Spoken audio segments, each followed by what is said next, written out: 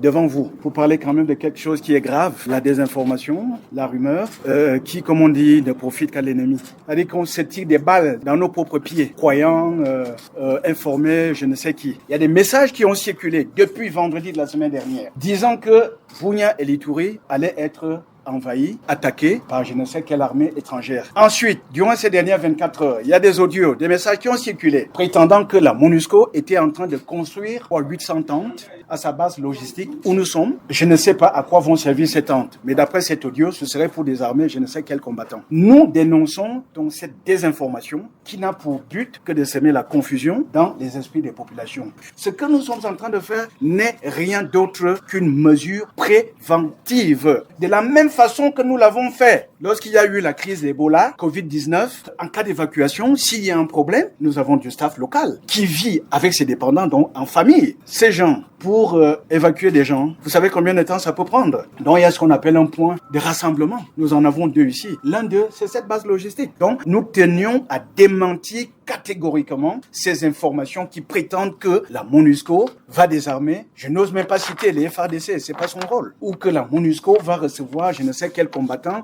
ou qu'on a conçu des tentes pour héberger autres personnes que le staff de la MONUSCO et ses dépendants. Je voudrais que cela soit clair. Et je vous invite, s'il vous plaît, à aider les autorités, à aider la MONUSCO à couper la spirale de la désinformation. Il y a des gens qui ont fui Bunia au moment où je vous parle, depuis jeudi, depuis vendredi, à cause de cette désinformation.